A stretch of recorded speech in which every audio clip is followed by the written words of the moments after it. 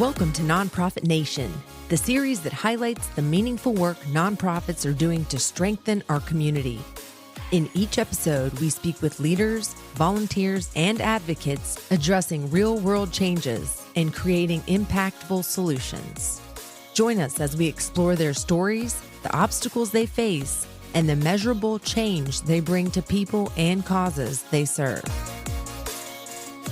All right, and welcome back to Nonprofit Nation. I am your host, Amanda Pierch, and today we have a special episode for you. We're stepping into the minds of the next generation, bright and wise beyond their years. I had the incredible opportunity to sit down with three young men from South Forsyth Middle School, home of the Eagles. This was a part of their problem-based learning program in Miss Erin Knight's class. Our conversation was centered around simple yet profound topics. What unfolded was nothing short of inspiring. These students offered reflections that were thoughtful, insightful, and quite honestly, beyond what many adults might articulate. It's a reminder that wisdom is not reserved for age. It's cultivated through curiosity, experience, and the right environment. So take a listen and perhaps take a moment to reflect on your own answer to the question. And let's celebrate these young minds together. All right, and welcome in, folks. Today is a very exciting and special day here at the Forsyth County Studio. We have got a 6th grade class from South Forsyth Middle School in the house, and I am very excited to introduce Nicholas, Henry, and Camp.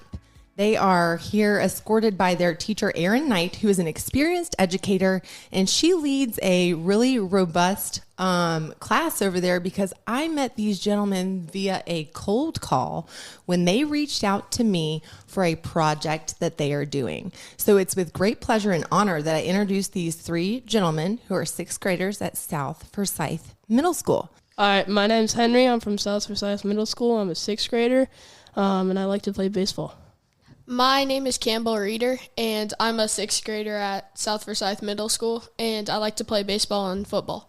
My name's Nicholas, and I'm a 6th grader at South Forsyth Middle School, and I love to play soccer. My name is Erin Knight, and I am the proud teacher of these three boys. And their fearless leader, welcome, Erin Knight.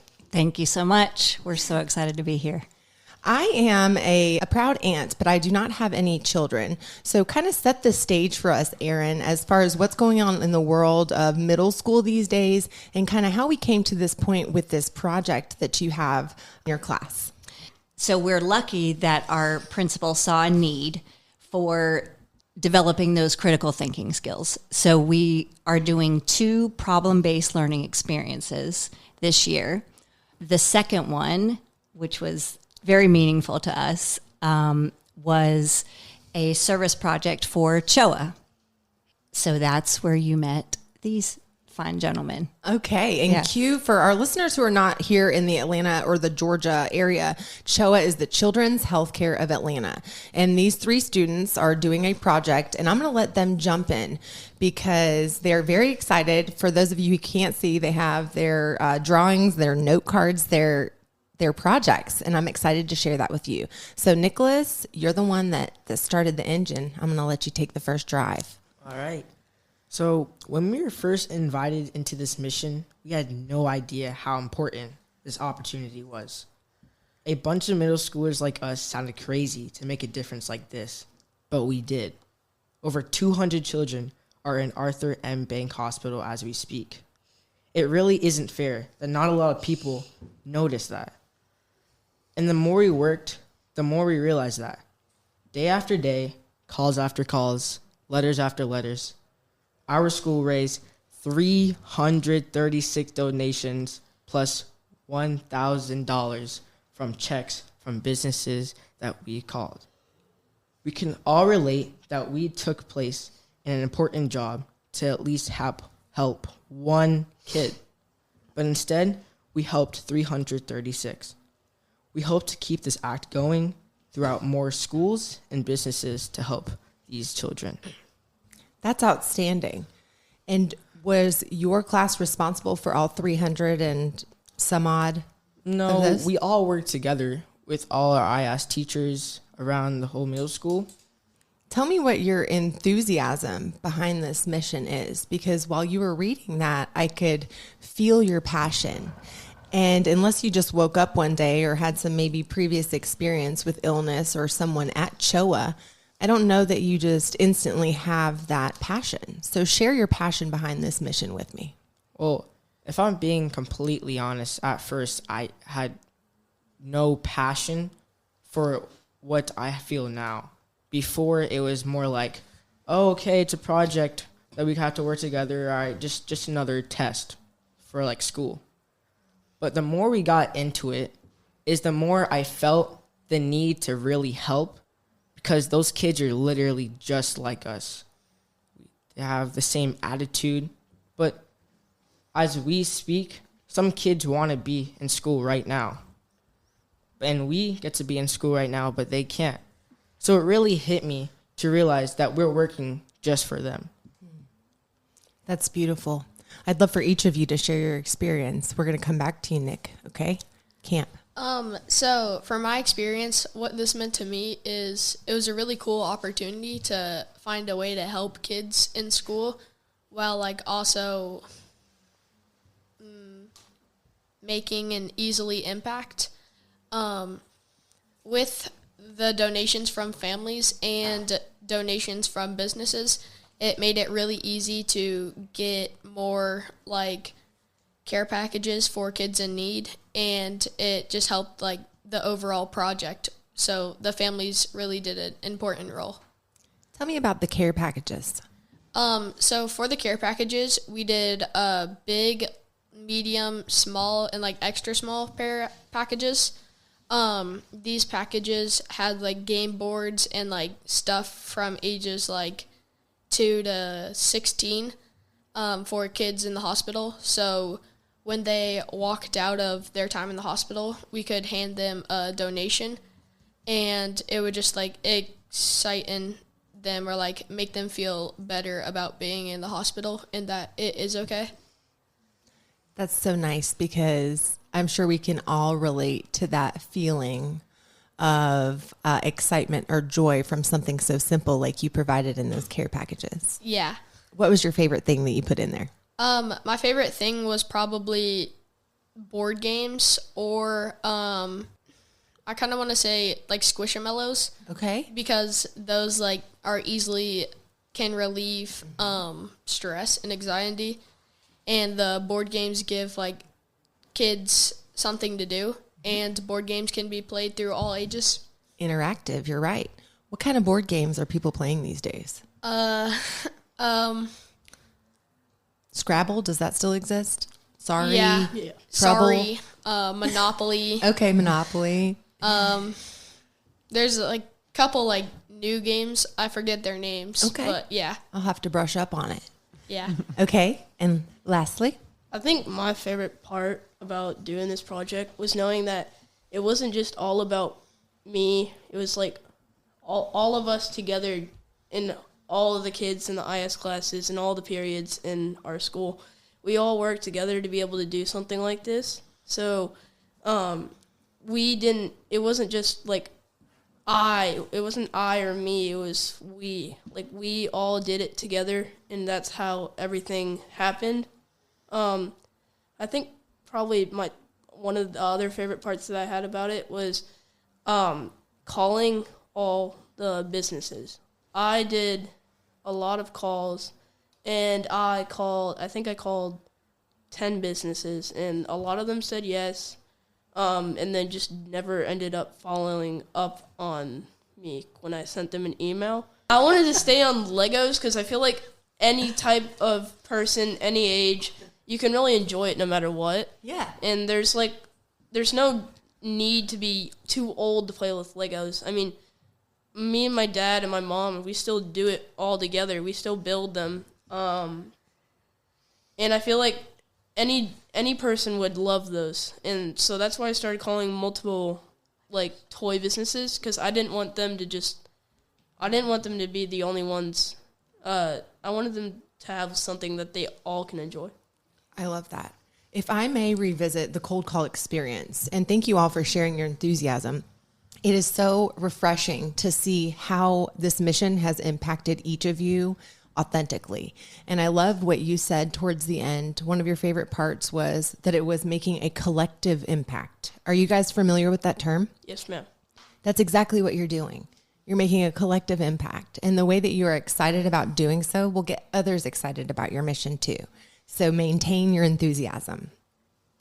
Going back to the cold calling experience, I'm going to share a little bit of my tenure with you, and within that is a sales role or two. So back in the day, and I'm talking the 90s, guys, cold calling, you'd get a printed out list, and you'd do exactly what you guys did. You'd go down the list with a script or a mission, and you'd make the calls. And you'd experience the no, yes, maybe, I'll email you back, psych. And, it's a perpetual cycle. So I would like to understand truly what your experience and your feelings were in that. Because as an almost 40-year-old woman, to this day, receiving no after no doesn't feel good.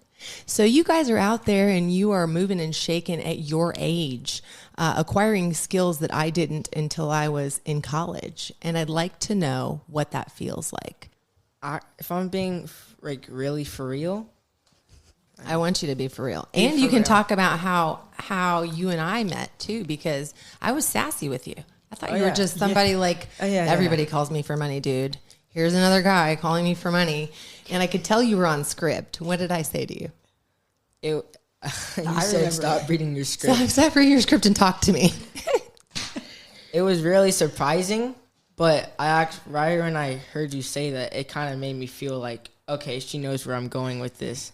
Because me and Henry have got a lot of no's, but it didn't put us down because we knew that we're going to get there someday. We're going to get there no matter how hard we try. And right when we found you is where we just felt a really big spark, knowing that, all right, we can get somewhere with this. Mm-hmm. And we just kept on going.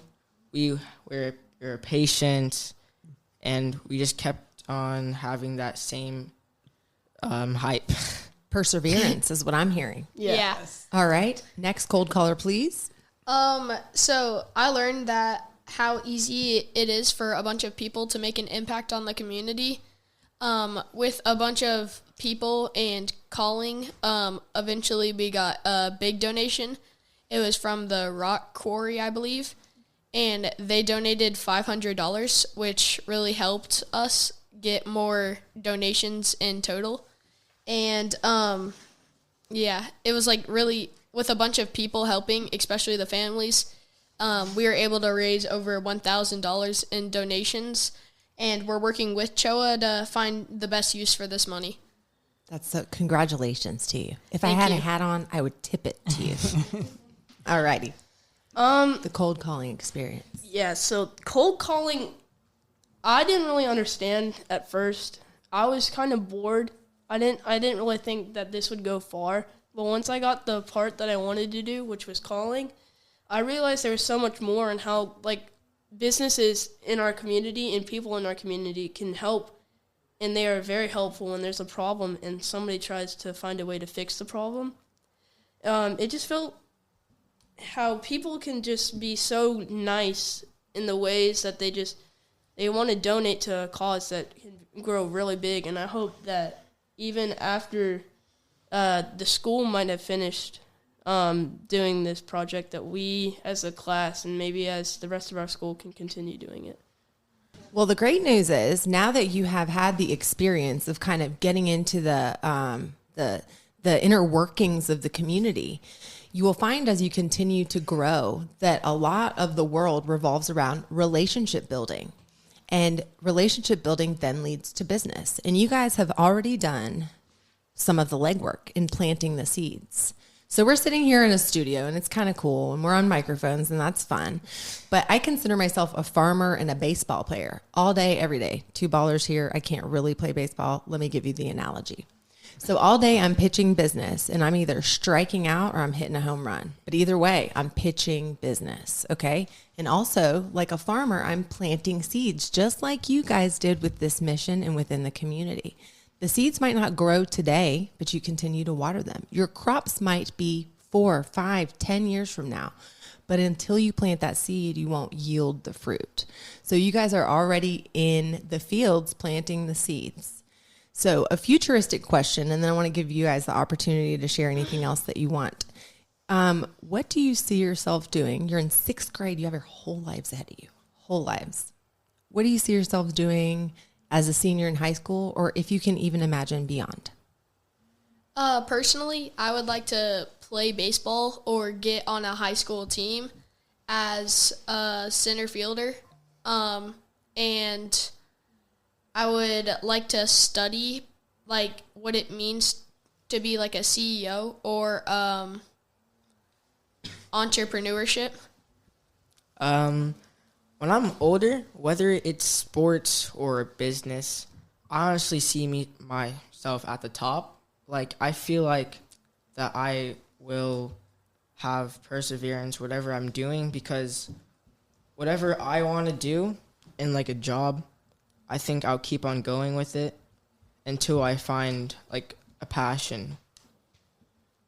Okay. So until you find a passion, right now you're already passionate about philanthropy. Are you familiar with that word? No. It's kind of nonprofits, giving back. You guys are working on a philanthropic project right now. It's where you're not getting any reward dollar-wise. It's all going to a good cause. Yes, 100%. To help kids. And also, you have got a dynamite spirit in calling and orchestrating things like where you're seated today. Yes, ma'am. I see myself maybe being a business person. I hope that through high school I learn more about marketing and business and how to promote things. Maybe I won't be a CEO, but hopefully I can work with CEOs in order to make their products more successful. I also hope that I will make a high school sports team and be able to be seen by a college or something.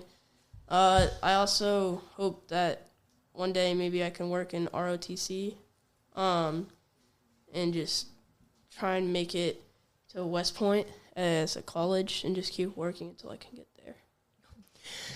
That's very exciting to hear what you guys have on the horizon, and I look forward to staying in touch with you and following your success to see where you guys do land in 5 or 6 years. And if I can help you in any way, you have now made a friend in me.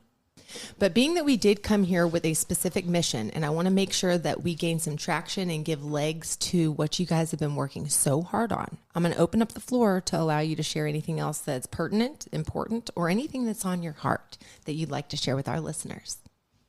We're so grateful for this opportunity because this lets us reach more people in the community and can overall get like more donations to help more kids.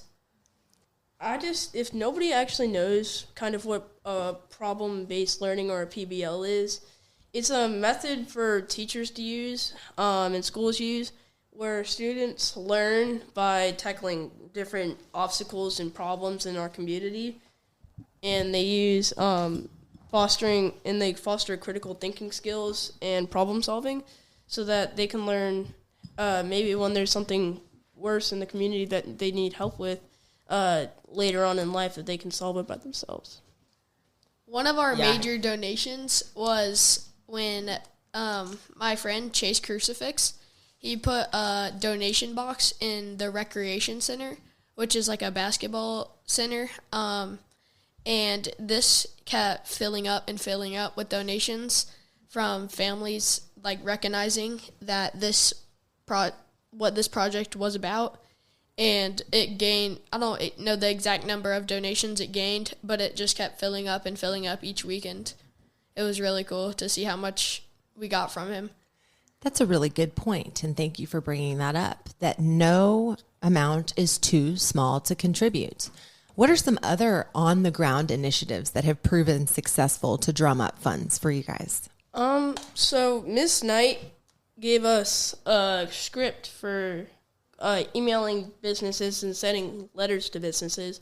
And the way that we got the money from the Marietta Rock Quarry, the $500, is that some girl, when she was editing the script, sent it to the rock quarry, and they found the letter, and that's how they got the money. I don't think anything happens by accident.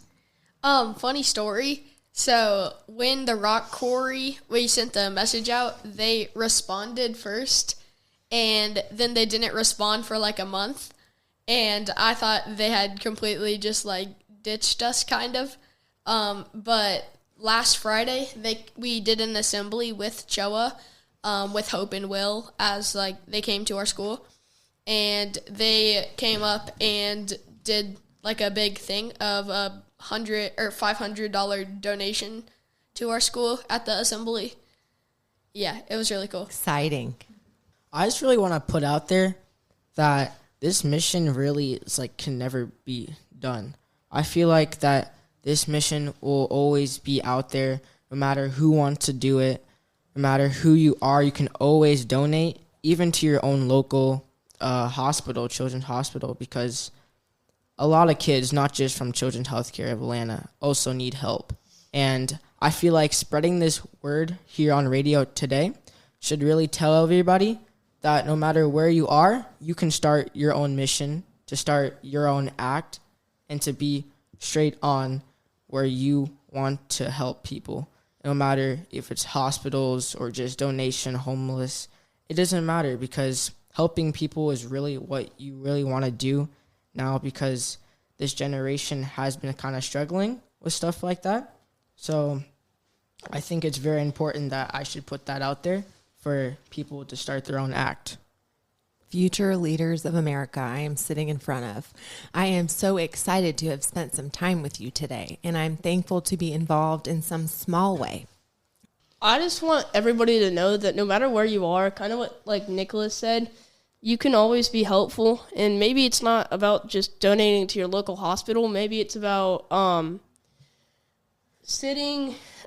you're sitting at home and you see something like donating to, I think there's something called like Team Rubicon. Isn't that a thing?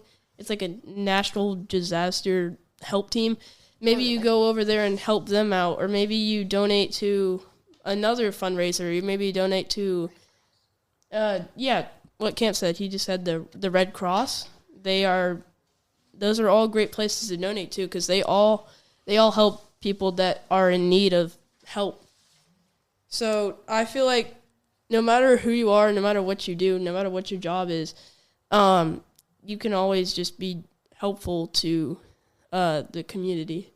And there's a Bible verse that I remember.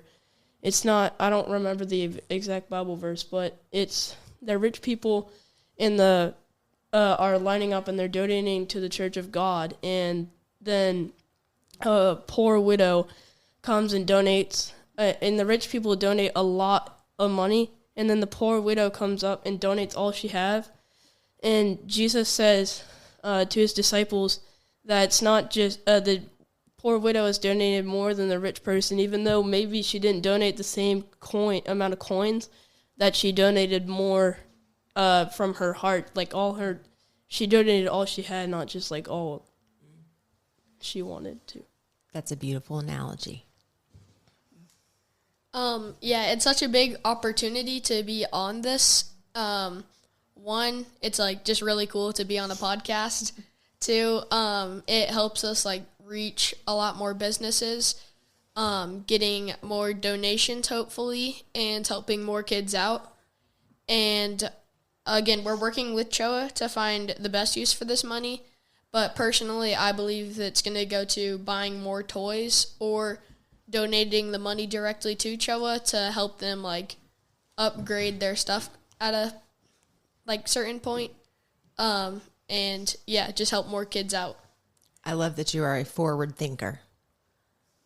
I mean, just like Cam said, it's great to be on podcasts, because not every day is sixth graders going to get handed a microphone and start talking and getting donations for over 200 children. And it's really crazy to think how just our little actions can affect this big opportunity we have, because it's just very powerful with how little words, or no matter who you are, you can just make a difference. Are you familiar with the term ripple effect? Yes, ma'am. That's what we're doing. No? Okay, so picture like a lake. like the domino you throw a effect. stone in the lake and it splashes and then the ripples. Oh, yeah. But they get smaller and smaller as they go out, but they cascade all the way to the bank, even if it's just a little. So the ripple effect you throw in, it's making a splash and the waves carry on. I want to ask you guys some fun questions because I feel like we've been in like the business crunch. You guys, I don't know if it's just your age or your ADHD like me, but I can't sit still either. So I was recently asked this question on a podcast, and you can take it whatever way you want, spiritually, literally, but I'm curious what you're thinking. The question is, what brings you life? And this is to you first, Henry, because you are a wise man. I think bringing life to me is being with my God and also being with my friends. Because there's no hope in life if you don't have friends like Camp and Nicholas, who they always are behind me and they always back me up. Maybe when I'm hurting or maybe when I need help with something, they're always there. And I feel like my friends, maybe they're not here today. Maybe they're back at school right now, but they're always there. And I think bringing life is my coaches for baseball and my coaches for basketball, because they're always there when I need help, and they're always there when I need support. And the kids on my baseball team, maybe if I strike out or maybe if I hit a ground out to the second baseman or something, they're always there and they're always in the dugout and they always back me up after I get out. And I think being with my church group at church, I think that's always just, they're always there and we always have fun. And when we go to small group, we're always talking about ways we can be better. And at our church, we're actually doing something to help raise money for churches, and we're building churches for other people that have to go outside on a tent every Sunday morning, and they don't have a building like the building we work in, that has multiple small rooms that small groups go into, and then they have big rooms for big group where we sing songs and we do prayers. What church do you go to? North Point Community Church. Very nice. What brings you life? Something that brings me life is when coaches or like teachers, they kind of like help me out, which like is very, like I'm very grateful for that. But it also gives me like a drive to like know I can do something, and with this I can achieve more overall life goals. And back to what Henry said with the church, I go to Brownsbridge, and at this church, like, we are able to talk about what is, like, hurting us or, like, what is, like, with us that is nerve-wracking, and we're able to tell it to them, and they can, like, understand, and help us get through it. And it's, our churches, North Point and Brownsbridge, are really cool communities because of the songs we praise, and praise we do. And for the churches that we're raising money for, I'm pretty sure it's Decula Church, and we're just building them like a bigger church so they can like experience what we do every day or every Sunday. And yeah, it's like what gives me drive is coaches and teachers and small group leaders, and they just like help me know I can do something. What brings me life is actually like the tough times, because the tough times really teaches you a lesson afterwards. Like, let's just say you're going through a really hard time. You start to develop happiness. You start to realize the lesson that you're getting put on. And right when you realize that lesson, you look back and realize what the lesson were the whole day. I mean, you can revisit your tough times, but you can never really go back. So no matter how hard life tackles you down, it's even harder to get back up. You know, I think that the fact that you guys are all very involved in sports is serving you well with the parallels in life. Something that you've said numerous times, Nicholas, and I wrote down perseverance and endurance. You guys are talking about the race of life as though you have 20 years more than you do in life. And that's astonishing to me and so just refreshing. keeping along with the theme here, I have 2 more questions for you, and then I'll cut you loose. Unless we want to play hooky all day. That's up to this night. Okay, so this is something fun that I ask my business podcasters because sometimes in conversation, it gets a little bit dry. So what's your favorite Mexican restaurant? Mine's Pepe's. It's Tequila Fiesta. Okay, Tequila Fiesta. Or Los Hermanos. Okay, Los Hermanos. let's pretend we're eating lunch at Los Hermanos. Okay, and I'm feeling like I want like all the appetizers. So I got us guacamole, cheese dip, and we got the salsa. What are you dipping your chip in first? Cheese dip. Yeah, cheese dip. Everybody queso? Henry? I don't know. I'll probably like dip each side in each sauce. Wait a minute. That doesn't answer the question. What corner of the chip is going in what dip first? Probably cheese dip. All right. We are all team queso. Yes. Okay. So when we go share queso, there's no double dipping. No. There's a push-up penalty for double dipping. Yes, push-ups. Okay. You guys, again, wise beyond your years. You talked about things like being generous with your time, treasure, and talents. And that is what you are doing not only with your efforts for CHOA, but also with your time here, sharing your experience with our listeners. And that is to you as well, Miss Knight. Thank you for sharing this impact project with me, our community, and for inspiring the spark of change within these young minds. I'd like to bring you into the conversation. If you'd like anything to add or to share, go ahead, Miss Knight. Okay. Well, I'm just so grateful that we were able to do this project. I mean, you can see what it's done for these boys and for the rest of our students in 6th grade. It took on a life that we could not imagine. They just really did an amazing job with it, and we're so grateful that we were allowed to do it. I have a quote from Miss Knight. It's many hands make light work. This quote like showed how there's many families out there, and even if they like donated a small amount, we still raised over $1,000 in donations for kids. And it's really cool how this this quote got shown in our school, like with many people contributing and making a big impact overall. All right, last question for you. Thank you for indulging with me. I want you to talk to your future self. And then I'm going to ask you to listen to this podcast when you turn that age. So let's pick an age. What do you want to say, 18? Yeah. Okay, so I want you, Nicholas, to talk to 18-year-old Nicholas, okay? And say a message. It's going to be fun. We'll put it in a time machine. That's what they used to do when I was young. Nicholas, I just want to say that I might be young, but I know that you're still going to be acting the same way. So I just want you to know that when you're around girls, just act older, all right? And You goofball. stay off of screen time, work on what you want, and try to keep on chasing your goal. And even if life gets tough and hard, just keep on getting back up, because it's not going to be easy. It's not what life is. Not going to be all sunshine and rainbows, like Rocky said. It's not going to be everything that you want it to be. So you should know that by now. And I really hope that you are having a positive life. And yeah, so I'll see you when I'm 18, I guess. Very nice. One of my favorite quotes is, "Evil can only succeed when good men do nothing," which as in my future self, if you don't do anything, eventually the evil can catch up to you and bring you down. So keep driving and do what you were made to do. Amen.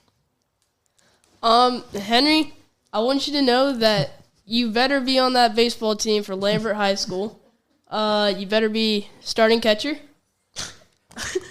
I hope that you aren't failing any classes. Probably. Me too. And that you are still serving God, and that you are I'm hoping that I am not in trouble with anything, and that I'm not doing stupid things. I can't wait for you to listen to these in the years to come.